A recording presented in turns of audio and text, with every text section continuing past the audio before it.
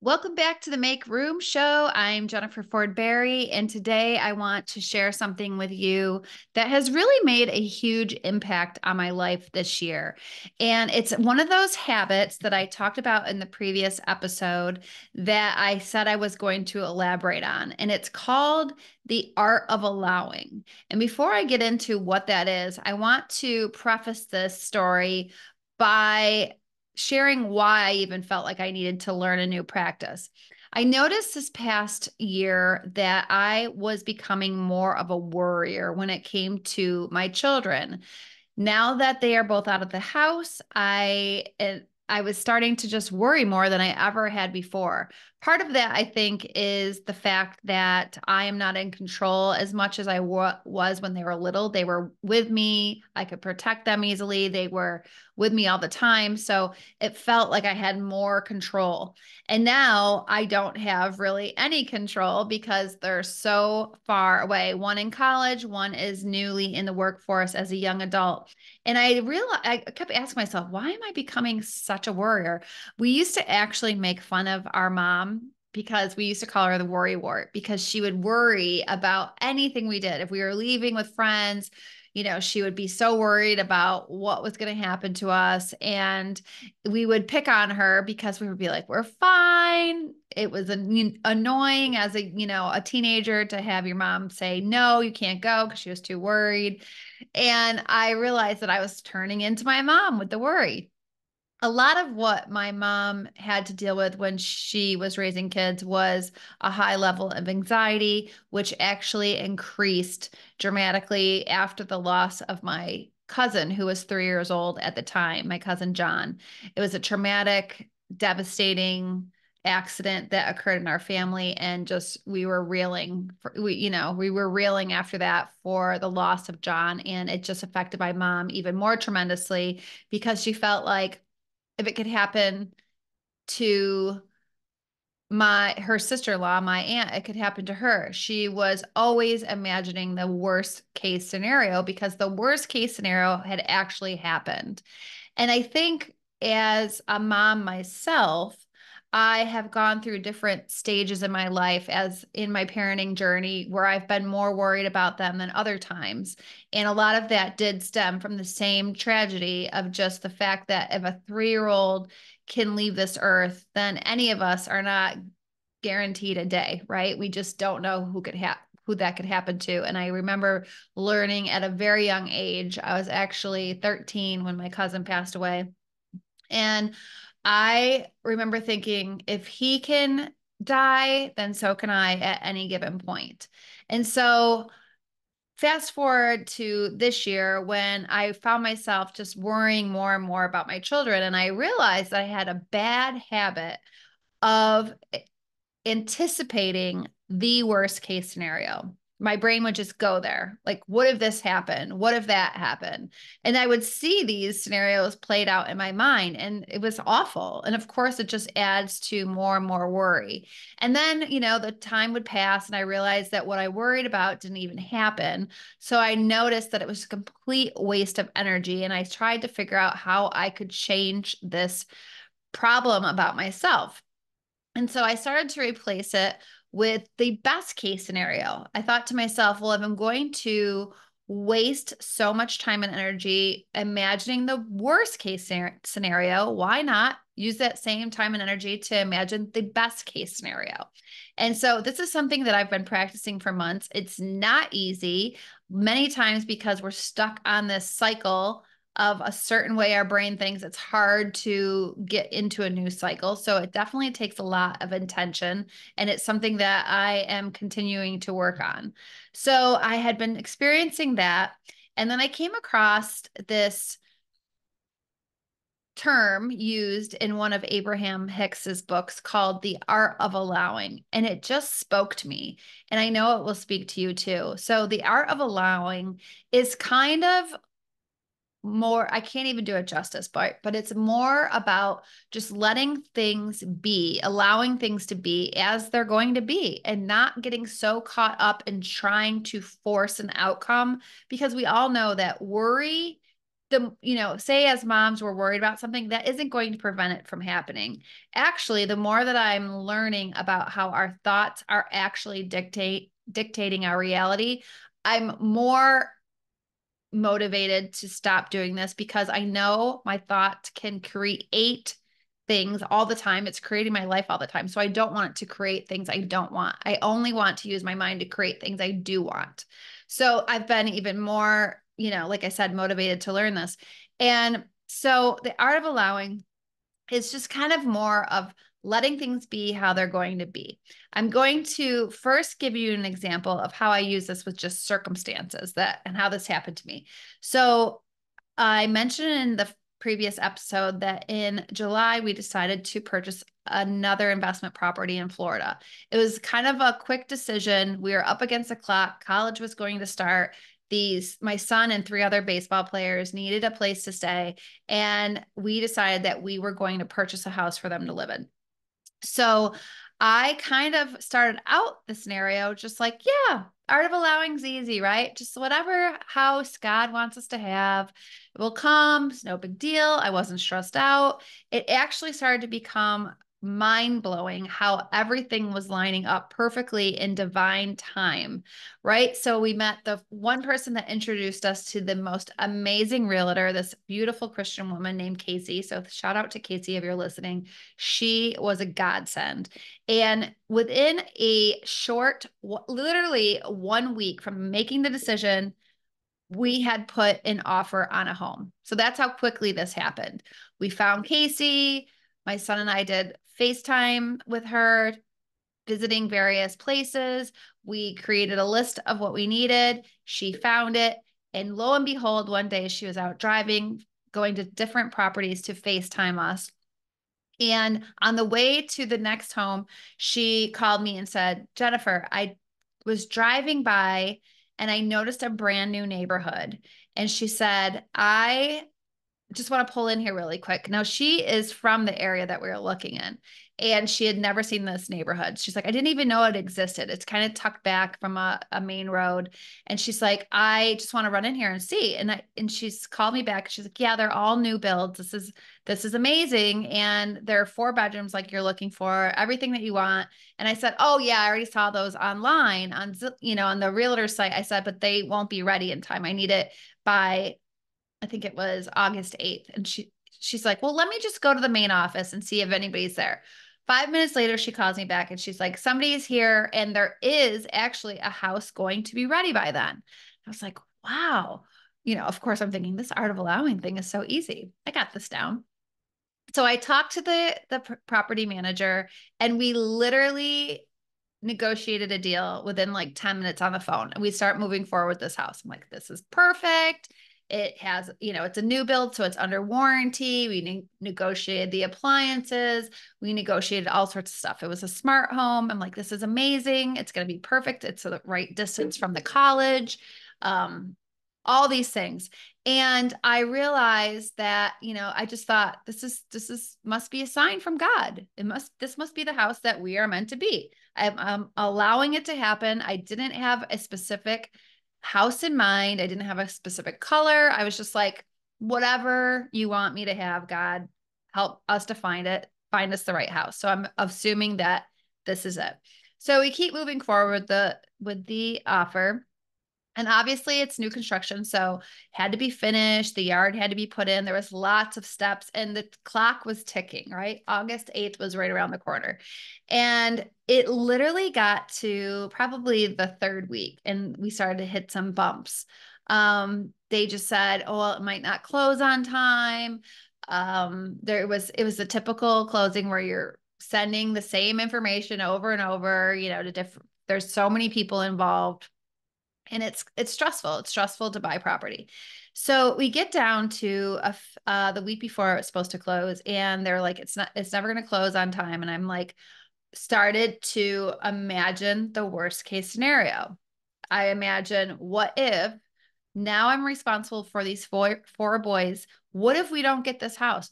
What if it doesn't happen? What if they don't have a place to live? What if when college starts, there's nowhere to go? What if this? What if that? What if all the other parents are mad at me? What if, all these stupid things, just basically putting myself into a tailspin and panicking about the worst case scenario.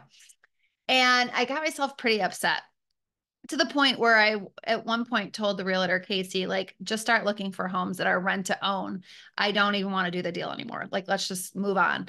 And, but I kept asking myself, but if it was the right one that God sent the whole time, it still would be the right one. Like, he did put it in our lap. We never found it. He brought it to us. Everything about it was going so smoothly. Why all of a sudden is it so difficult for the process to be finished? Maybe this isn't the right one. But I reminded myself that I'm in the middle of practicing the best case scenario. So I had to stop myself, which really, when you're so used to it, your mind automatically goes down that rabbit hole. And so I had to stop myself and say, nope, keep practicing, see it through. Maybe you'll be surprised. It seems like there's no way possible it's going to happen, but just keep imagining the best case scenario. I imagined Josh and my son driving down because he was driving with him to get his car down. I imagine me flying in. I imagine us showing up to the house for the first time because at this point we've only seen it on videos. We haven't even visited it. We've done this before. We've bought property we've never seen. So I wasn't worried about that. But I was just imagining the feeling of walking to the house the first time, the look on my son's face when it all worked out, the look on the boys' faces when they got to move into this brand new house, like the feeling of gratitude I would feel like we're finally here, actually seeing it in real time.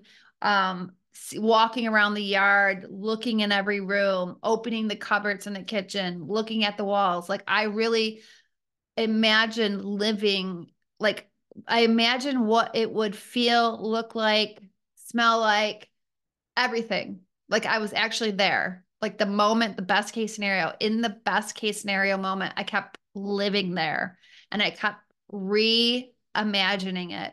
Even when it was hard, my brain wanted to say, nope, don't get your hopes up. It's not going to work. Nope, it's too easy. Nope, something that's going to be bad. The rug's going to be pulled out from under you. It's going to be very disappointing. What are you going to tell the boys? All these things. And I kept saying, no, that is the old way. I'm practicing this new way of the best case scenario. So I kept on doing it.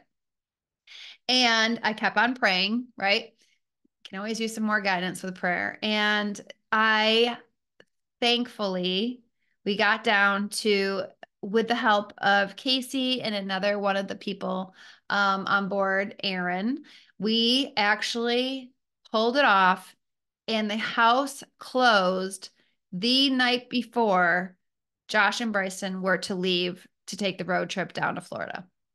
We actually closed on this home 2 days after the 8th, so it was the 10th, but still perfect divine timing.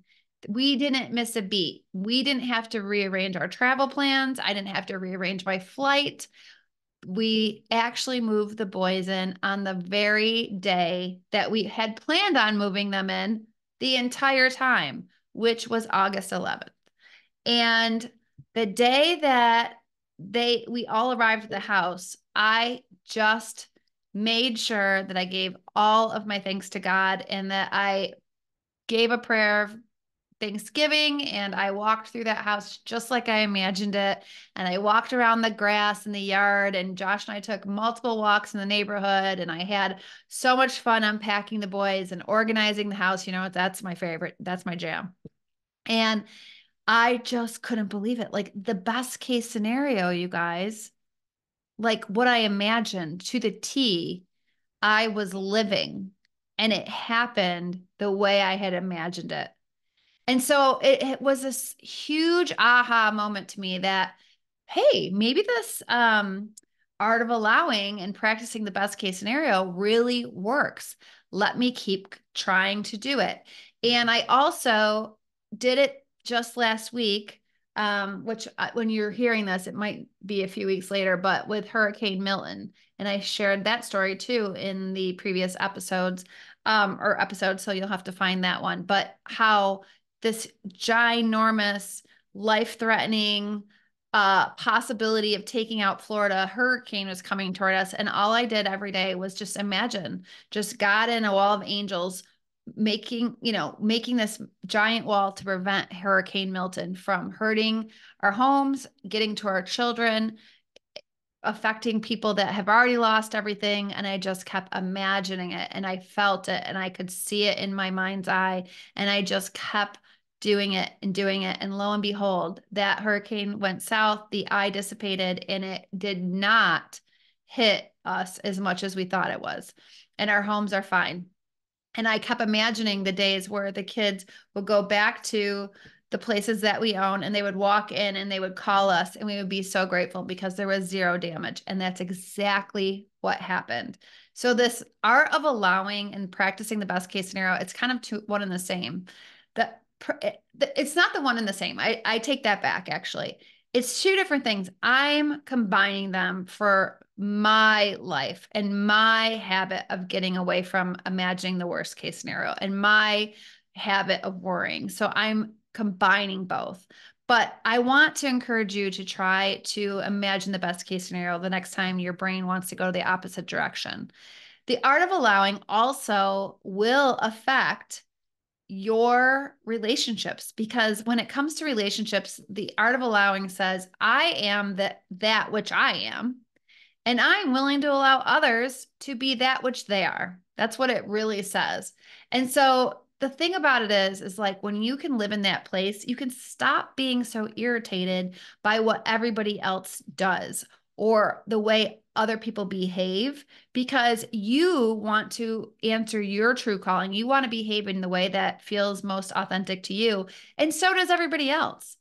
They don't People aren't walking around saying, how can I act the way Jennifer wants them to act, right? Or how you want them to act. They're acting and behaving the way they want to behave in.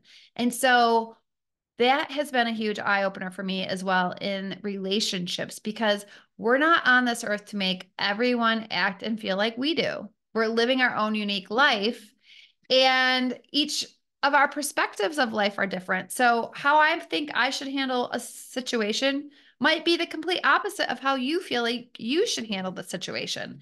And that has been such a gift to me, because instead of having to figure it out, right? Or say you have an issue with somebody in a relationship in your life, and the relationship isn't going how you want it to go, and your brain is saying, what can I do differently? How can I fix this? What can I do? What action can I take? What can I say? What could I write? What could I send? How could I talk differently? Maybe the art of allowing is just what you need. Let them be them, and you just focus on you. And if you feel called to do something as a sign of peace or extended olive branch, great. But sometimes it's better just to hang back and see what they do, right? See if they reach out to you, if they want to make an effort, then you know the person is really worth having in your life. And if they don't reach out, then they're not meant to be in your life right now. And that's okay also. I just had this experience with a relationship in my life where the person who I love dearly does not want to put effort and time into a relationship with me at this point in life. How do I know that? She hasn't said it, but it's her actions. And it's happened over and over and over. And instead of trying to figure it out and come up with how to handle it, especially for a person like me, I'm a planner, I'm a doer. I like to figure out solutions. I've really been practicing just the art of allowing. Let her be her and let me be me. And if our paths aren't crossing or we're not working toward a relationship together, then that doesn't mean it has to be that way forever. But for right now, that's how it is. And the other thing about the art of allowing is the boundaries, that I don't have to allow myself to be put into situations where I'm treated that way. I can have boundaries for me. That doesn't mean I have to force the boundaries on her. They're for me, right? They're for me to love myself enough not to put myself in a situation where I'm going to be treated poorly or a situation where I know I've been in multiple times and I just decide, no, I'm not going to be in a situation like that again, period. That's okay, right? It doesn't have to be an aggressive argument. It doesn't have to be a big fight. It's just saying, hey, you are you. I am me. We're very different. We're not going in the same direction at this point in life. Maybe that'll change someday, but right now, it is what it is. And focus on the people that are like you, that are around you, that are putting the effort into relationships. I mean, literally, how many times have you been angry at someone because they did not behave the way you thought they should or the way you wanted them to? That's what it really comes down to when we get upset. A lot of times is we think one way and we think that person should think like us. We behave one way and we think that person should behave like us, right? And it's just not going to happen with every single person all the time. You can only control your thoughts and your own behavior. So, what if you allowed others to just act how they act and you just worried about how you act and honoring yourself enough not to engage? Not only will this lower your stress level, but it increases your energy. And honestly, it gives you a freedom like you've never known before. It's like, hey, I'm here living my life. I'm working on me. I'm evolving. I'm growing. I want to get better as a human being. Who cares what everybody else is doing? Don't let it affect you, right? Create the relationships you want by basically taking back your power and being the example. So if you want this person to come from a place of love, then you be the example of love. You be the example of life and light. And if you live in that light every day, other people will notice and they will want to become more like you. If you are becoming a healthier version of yourself, you will stimulate the desire for health in other people. If you are working on becoming wealthy and prosperous, you will stimulate the desire for prosperity in others. And if you focus on the positive, you will inspire others to focus on the positive. It's awesome, right? It's like a game of mirror, right? So the more you are the light, the more light is going to be drawn out of the other person. And you will know when you've achieved this state of allowing, when you can allow others to just be who they are and you are who you are, even when they don't approve of you, even when they're telling you you should be following their guidelines or behaving like they want you to behave, you won't care, right? Because you'll know how this game works. It is amazing. It's an amazing practice. I highly encourage you to try it. And if you do, please, please let me know how it goes. I hope this was something that just gets you excited, something that you could try. And maybe by, a few months from now, 6 months from now, it'll be a habit that you've created and it'll just be a way of life that you're living. And until then, I will be praying that you are focusing on your best case scenario, right? I love you. Until next time. Mwah.